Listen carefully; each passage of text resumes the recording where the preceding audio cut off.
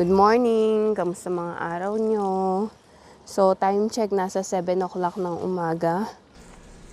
Magdilig muna ako bago ako mag-prepare ng breakfast kasi natutuyo na tong mga tanim namin. Usually, pagka ganitong winter, mabilis matuyo yung mga halaman. Kaya kailangan, ano yung tawag doon? Tutukan ng dilig. So, bale, ngayon, pali si Habi kasi eh. So, ako lang mag-isa pag nakaalis na si Champ.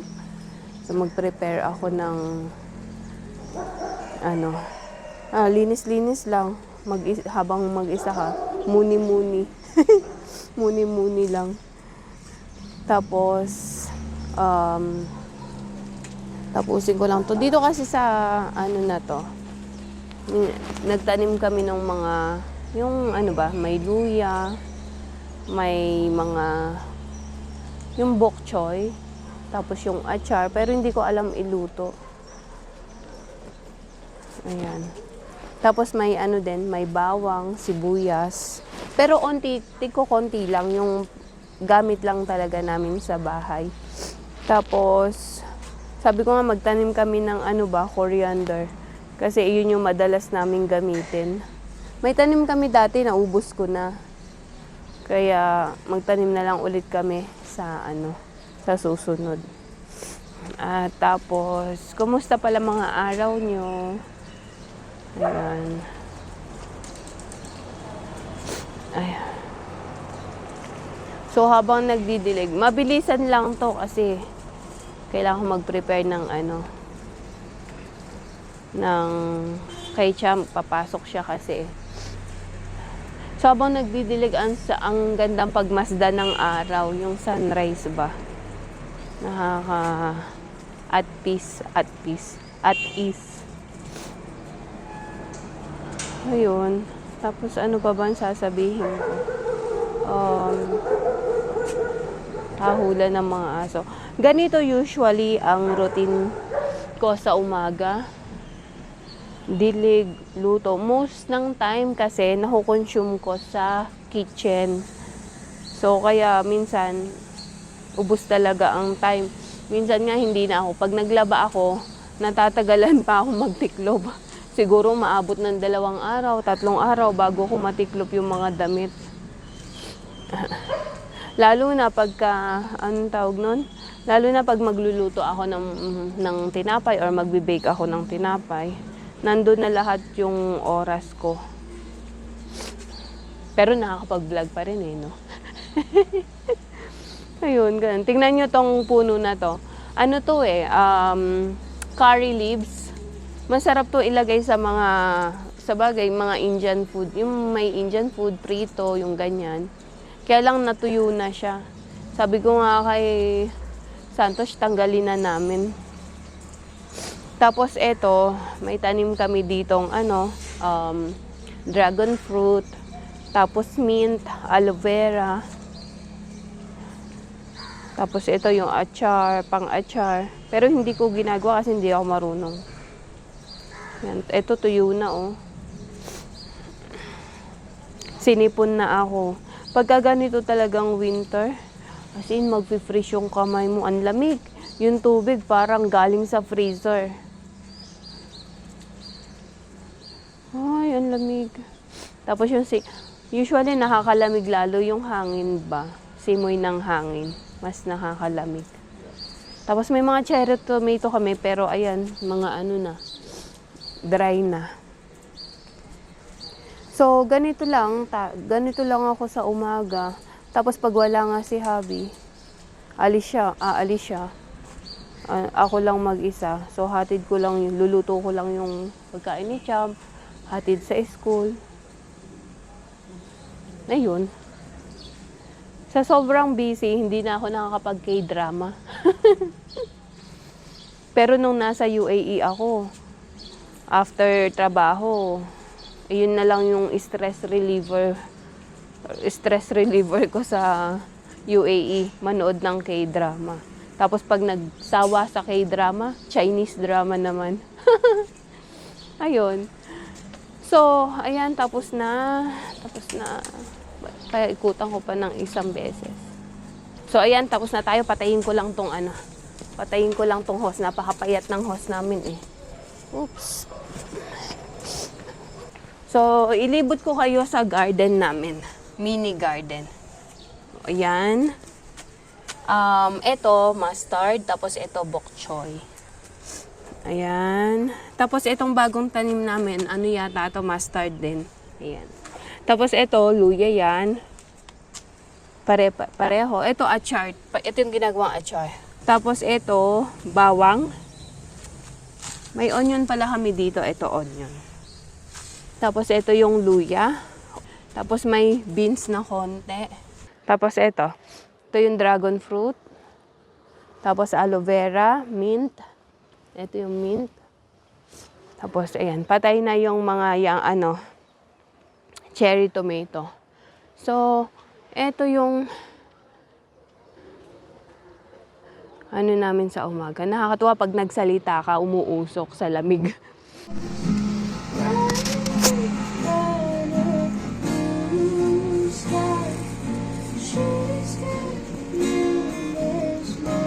Ayan, nagpa-practice sila para sa school program yan. May school program sila, practice sila. Tapos, punta muna. Wala pala kaming gatas. Punta muna kami sa, Pasal. Pasal mint shop. Okay, so, ayan. Mukhang gatas, di ba? Pero yogurt yan. Nire-repack nila. Ganyan ang yogurt nasa balde. Local yogurt. So, ito na yung nabili namin. Yung gatas, tapos yung bread, at saka yung donut. Dito na lang kami namili ng donut. Hindi ko na film kasi may mga namimili ding iba. Baka ma-discomfort sila. So, pagkatapos, pinilm ko na lang yung yogurt kasi nagre-repack siya ng yogurt. Kaya, after ng walang tao. So, ito yung breakfast namin. Magagawa lang ako ng Milo tsaka tea. Ready to go na. Yun lang. This is all for this morning. Tingnan yung aso. Kaire. Pagka brown ang kulay, kaire. La. So, ito. Mag-init lang ako ng milk. Nag-iinit ako dito ng mainit na tubig kasi yung kettle namin sira. Pero iniinit ko muna sa kettle. After nun, saka ko iinit dito para mabilis lang yung pag-init niya. Kaya naiinit ko na to sa kettle. After nun, i-reheat ko dito para yung bumubula. Yung nagbo-boil talaga siya. So, initin ko lang yung milk. Tapos, gawa ako ng Milo.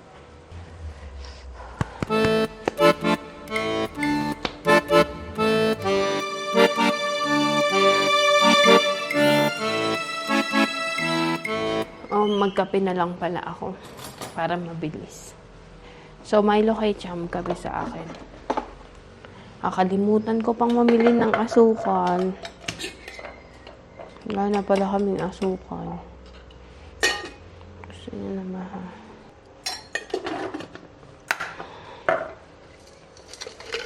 Ito yung kape namin. Ewan ko saan galing to. Tapos matigas na siya.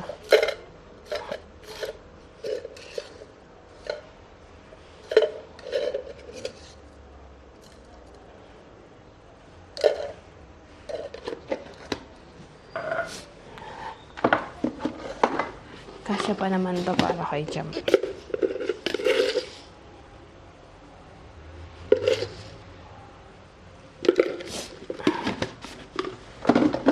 Tapos ito, ganito yung sugar free dito sa Nepal.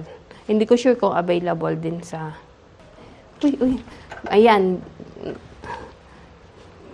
Breakfast is donut and Milo. Or if you want bread, you can choose. What time now?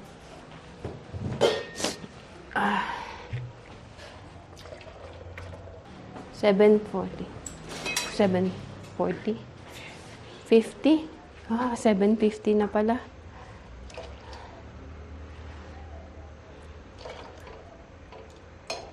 Uy.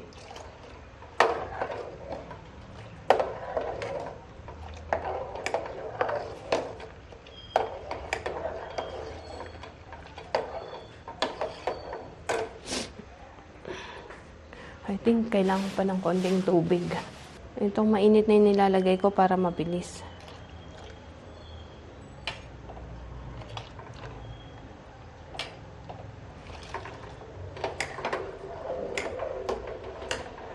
Masyado kasing thick yung ano. Ayan. Okay.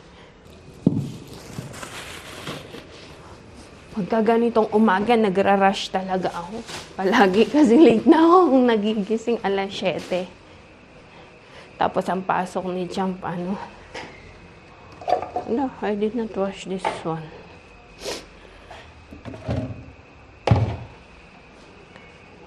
Okay, so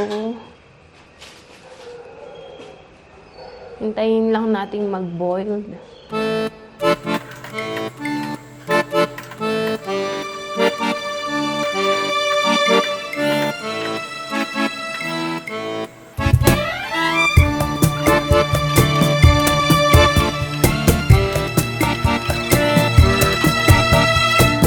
So, ganito lang, napaka-normal ng, kumbaga, parang walang masyadong ano, diba? Yung morning namin. Yung nagra-rush lang. Hindi masyadong espesyal. So, gusto ko lang ipakita sa inyo paano kami sa umaga dito sa bahay. Walang masyadong espesyal. So, ganito palagi ang umaga namin routine. Bale, kailangan lagi kaming may milk kasi si Champ kung wala kaming Milo, either Complan or tea or coffee siya. Ganon. So, kailangan laging may milk. Luto ng milk, bread. Minsan, nagluluto ako ng donut. Kaya lang, pagka kasi nagluto ako ng donut, kailangan kong gumising ng maaga. Napakalamig, masakit sa katawan. Much later. Good evening. Ay, gabi lang siya pero hapon pa, alas 5 pa lang ng hapon. So, eto, maglalakad na naman kami. Walking lang sa... Ay, nisipon ako ulit.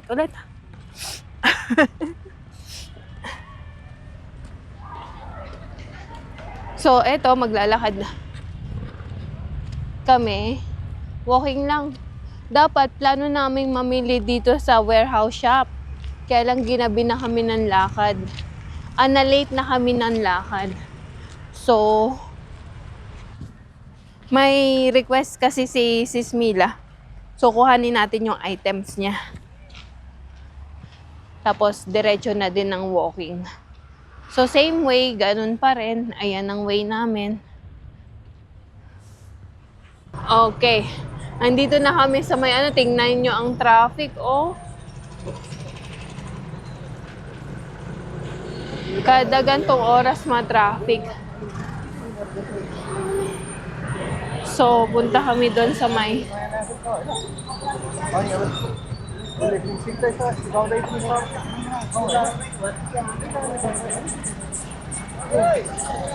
Oh, hanggang doon.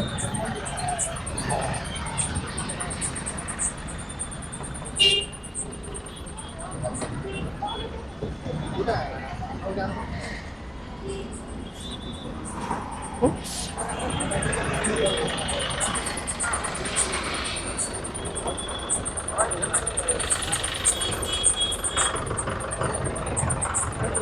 Oops.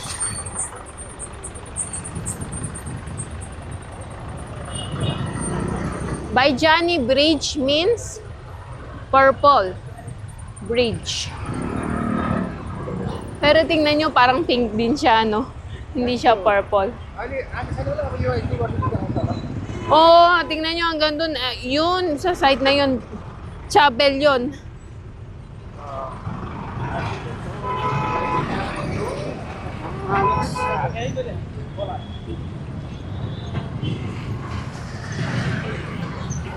Punta muna kami doon.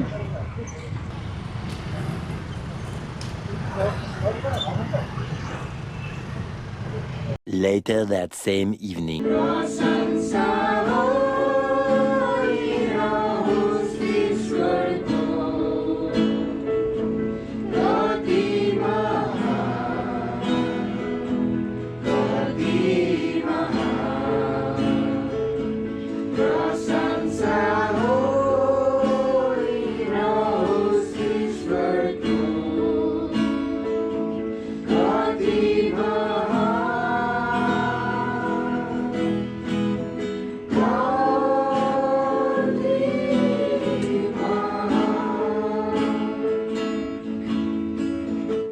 So, katatapos lang namin Bible study. Hindi ko na sa inyo pinakita yung ano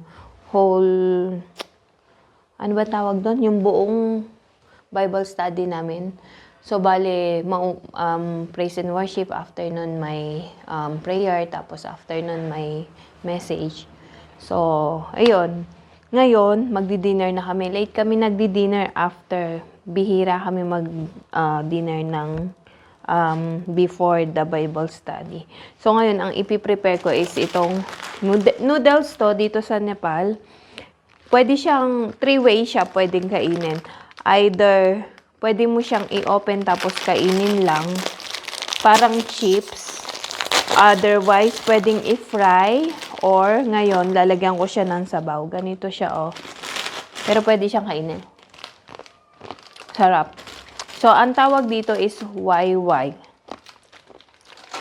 So, ito ang ingredients ko para dito sa may soup. Kasi malamig, so magsusup ako. Lalagyan ko ng sabaw. Okay? Start na tayo.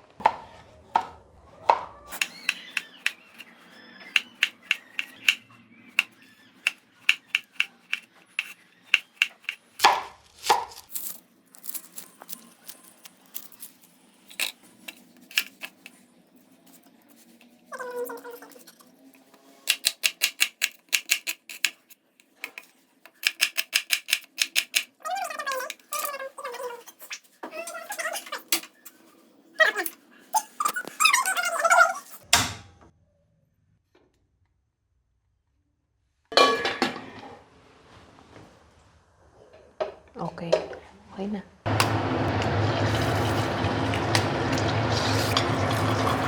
Kaya nagmamadali na ako.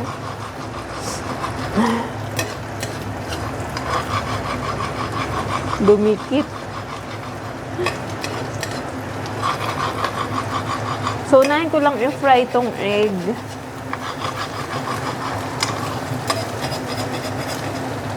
Kaso dumikit. Hindi ko kasi napainit na masyado yung mantika. Ay, yung mantika, yung kawali. Pero madali naman siya matanggal.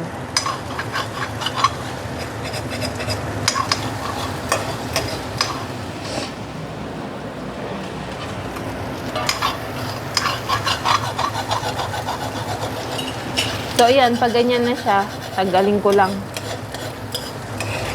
Lagay na lang ulit natin mamaya.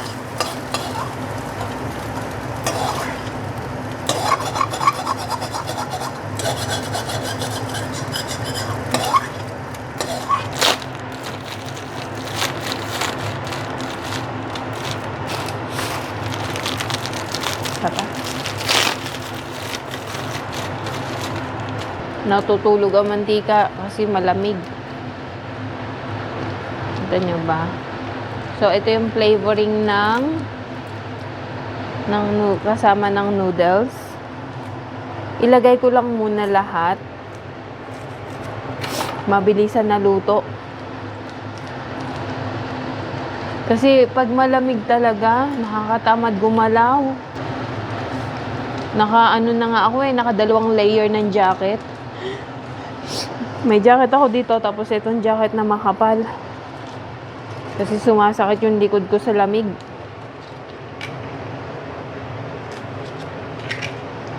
Okay. Tapos isunod ko na dito ang sibuyas.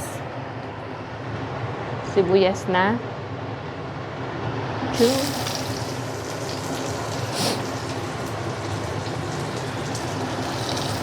Gisa ko lang to.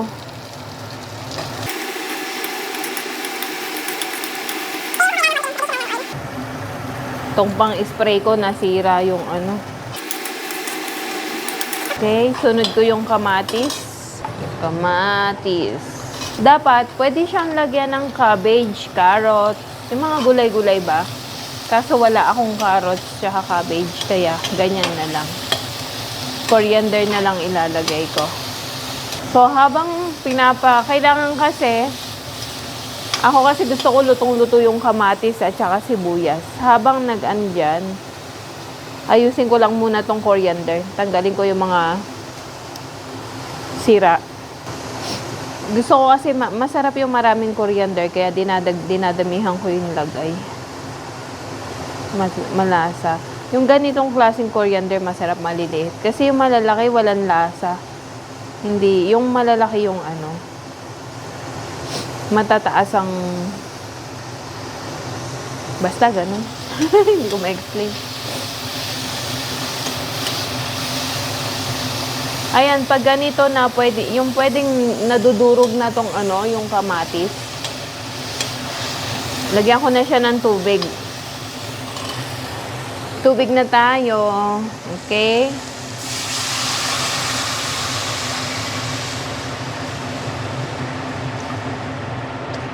Tingin ko okay na yan. So, pakuluin ko lang to.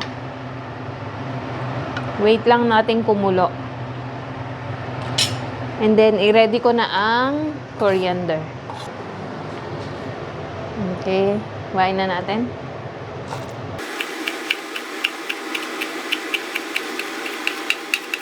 Ayan. So, hintay-hintay lang tayong kumulo ang ating niluluto. Ito, lalagay ko din to. Buksan lang natin.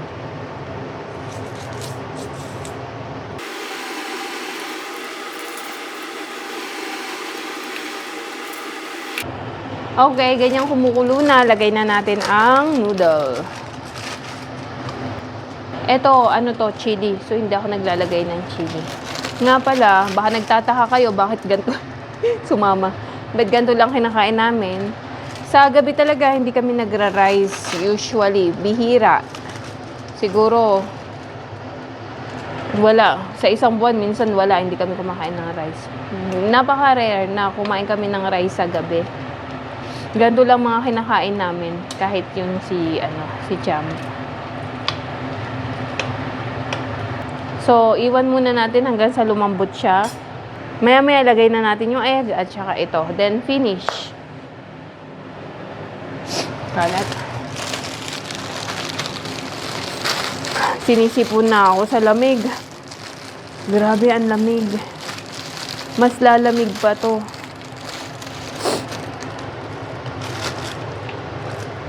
Ang kalat. Haluin ko lang yan. Tapos, ay, kalimutan ko ilagay. Lagay ko muna tong mga powder. Dapat kanina inilagay ko na to. Habang nagpapakulo. Nahuli.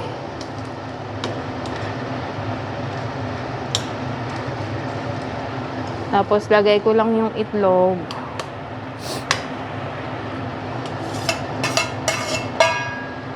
At saka itong ng sabaw. At saka itong coriander.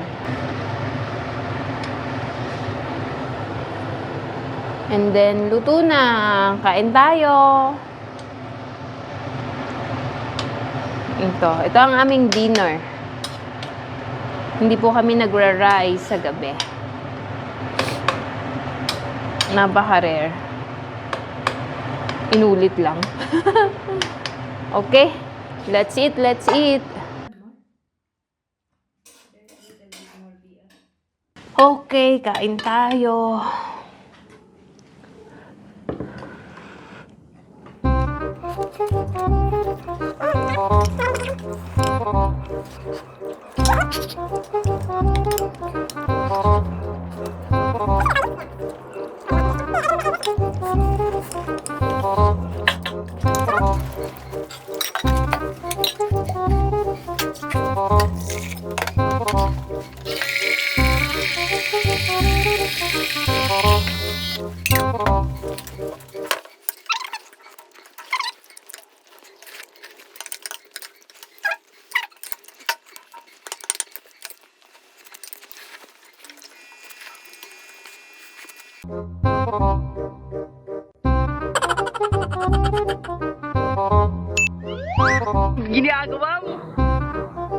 If you like this video, please consider subscribing to our YouTube channel, SL Nepal.